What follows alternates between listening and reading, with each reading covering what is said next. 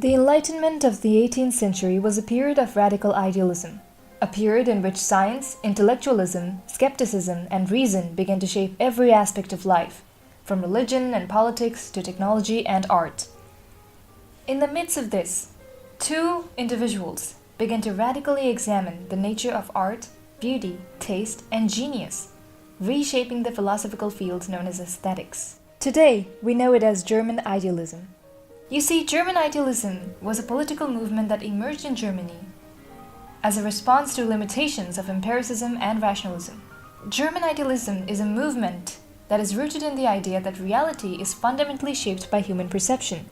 It focuses on the nature of the self, the relationship between this self and the world, and the development of human knowledge through this relationship.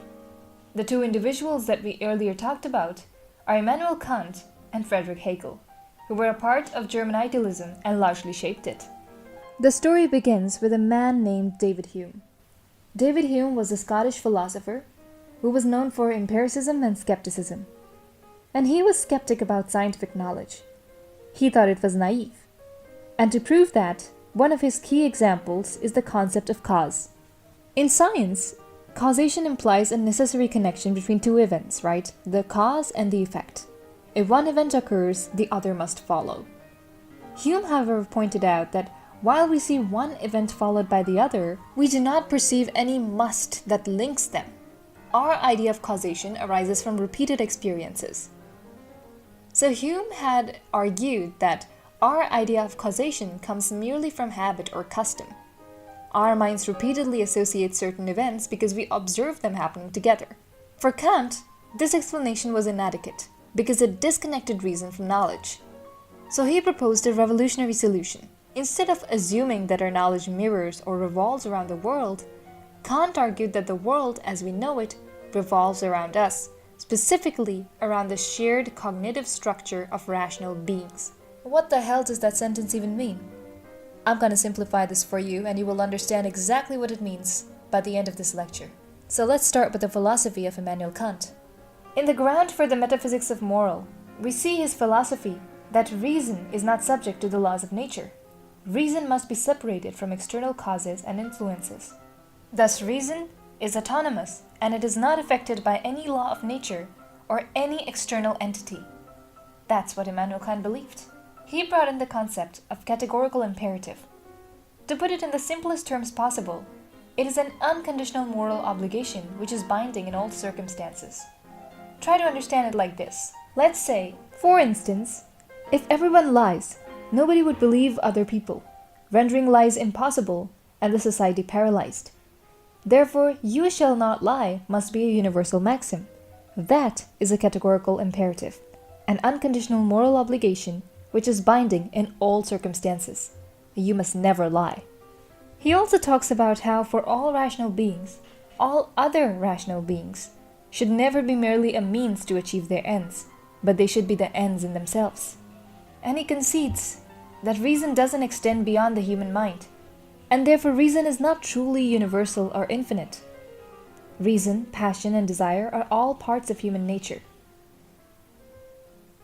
In his book, The Critique of Pure Reason, Kant gives us the architecture of reason, where at the base we have things in themselves, above it the objects of experience, and above it the unity of a perception. Things in themselves are objects as they exist in the real world, material objects. Objects of experience would be the way in which we experience objects, not as they truly are. And then unity of a perception would be the process of combining these different experiences into a coherent consciousness. Let's try to understand this with an example.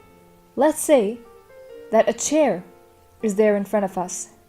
Now the chair is the thing in itself. The way we perceive that chair would be the object of experience. And now that we have perceived hundreds of chairs in our lives, all of them looking different, of different colors, and have different functionality. Maybe some chairs are the ones that you can lay on, like the ones that you find on beaches. Other chairs would be the ones on which you work in offices. Others would be the ones that are present near your dining table, or chairs in front of a restaurant.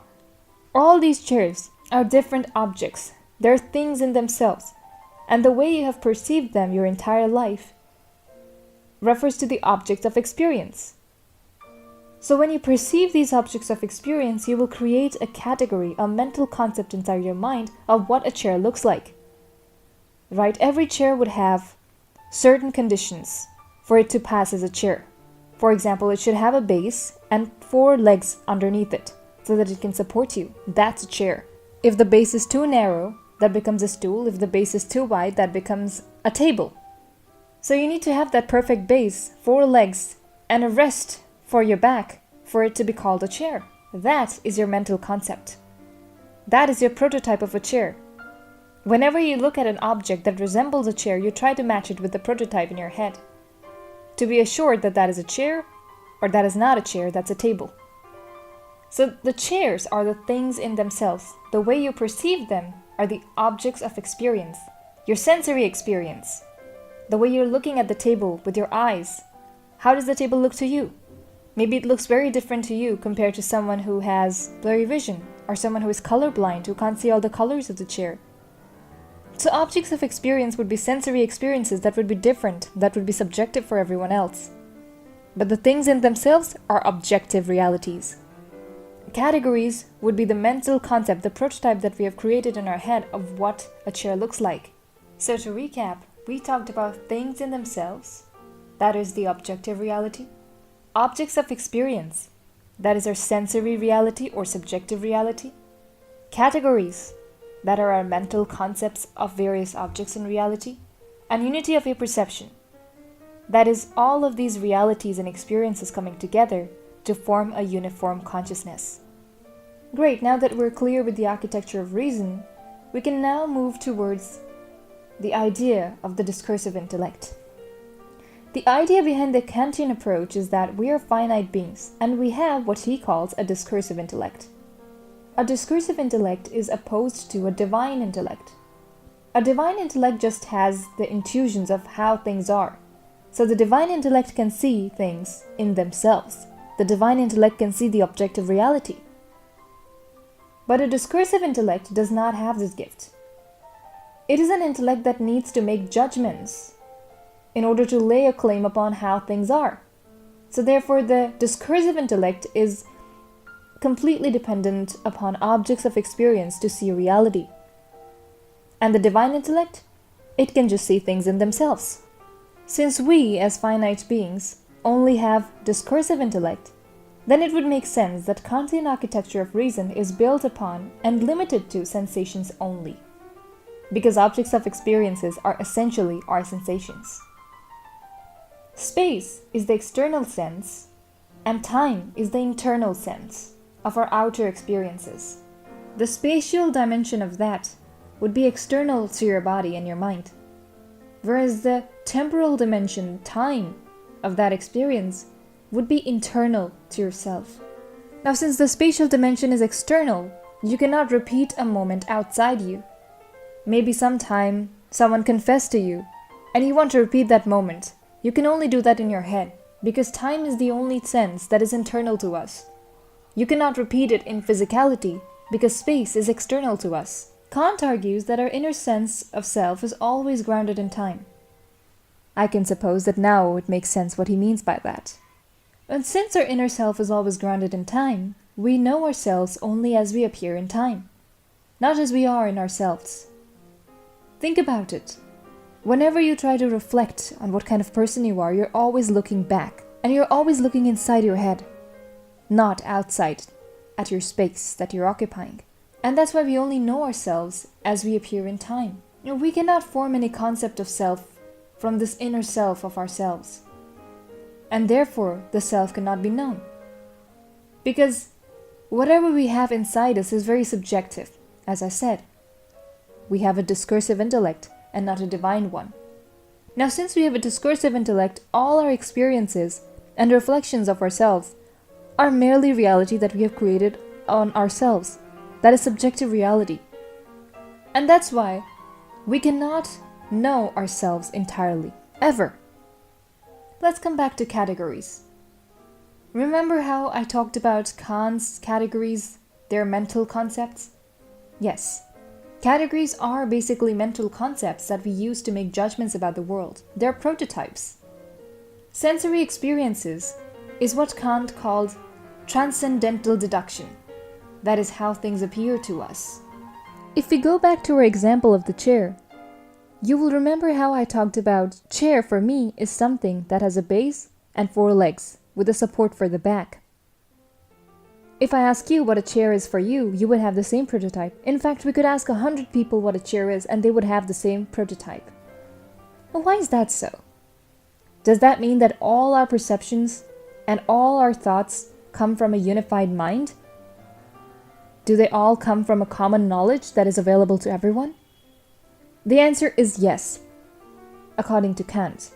This is known as transcendental apperception. This allows us to recognize and organize objects around us.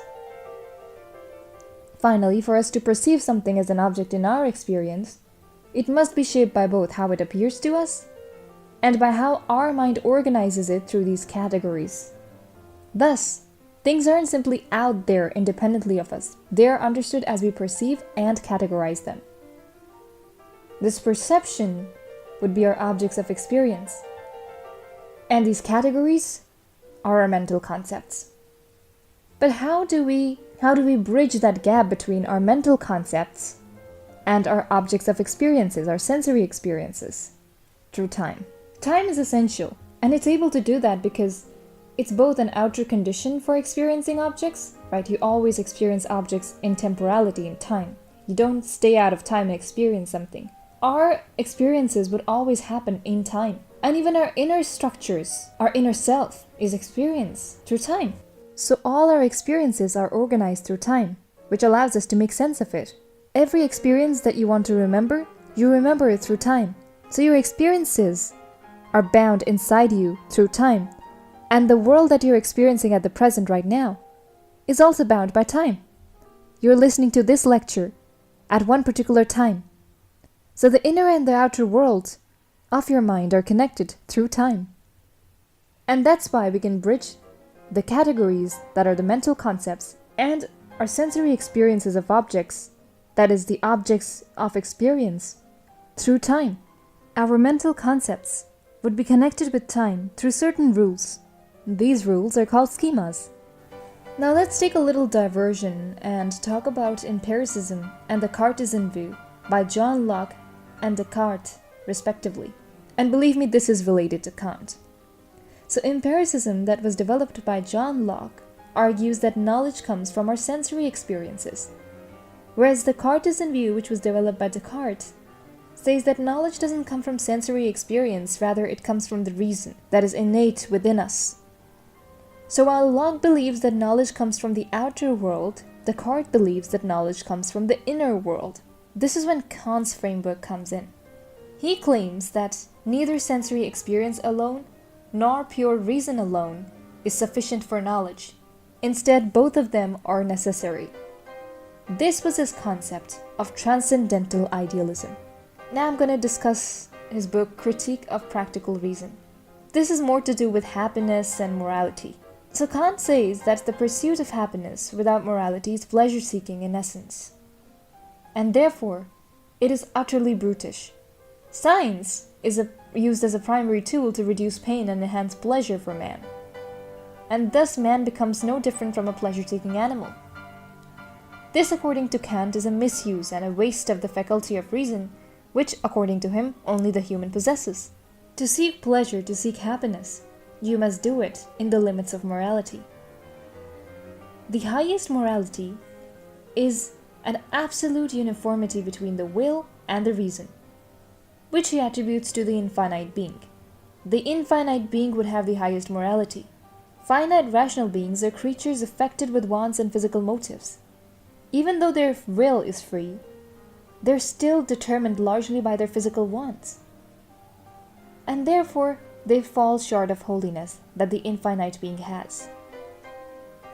So Kant seems to agree with Plato in this belief of his that only when human beings are stripped of their bodies, they can attain the highest morality as pure intellect, that is form without matter. Because the existence of man is so highly dependent on external causes, on his physicality, on the laws of nature, that man is not free to obey laws of morality in an absolute manner. And without highest morality, you cannot lead yourself to the supreme good, where each person's happiness is proportional to his worthiness. The path to supreme good is infinitely long, and therefore immortality of the soul is required. Again, this cannot be done with the physical body. Now that we have covered the entirety of Kant's philosophy, well, not the entirety, but the major part of it, the part that's important for you, you probably understand that Kant had his own skeptical implications. You know that he admitted that while we can know the world as it appears to us, through our rational structures, we cannot know the world as it is in itself, because we don't have the divine intellect. So we cannot know the world in itself. This limitation means that our knowledge is confined to our perspective. It leaves the true nature of the world beyond our grasp. This is where Hegel comes in, because he rejected this skeptical conclusion. He criticized Kant for maintaining that we can know nothing about the world in itself, and he aimed to overcome this limitation in his own philosophy. So he argued that we can have the knowledge of the world in itself because the rationality that structures our thoughts also structures the world itself. Just to point this out, remember how we talked about when Kant says that reason doesn't extend beyond the human mind, and therefore it's not truly universal or infinite. Reason, passion, and desire to him are all the parts of human nature. So if passion and desire are subject to the laws of nature, then reason too is subject to the laws of nature. Well, hang on, that's a little contradicting, because didn't he just say that reason is not dependent on the laws of nature and it's autonomous? Well, that's a contradiction. Now, Hegel had a lot to say about this contradiction. What exactly did he have to say? Well, we'll talk about this philosophy, and much more, in this lecture, where I'll be talking about Hegel's philosophy of dialectic idealism.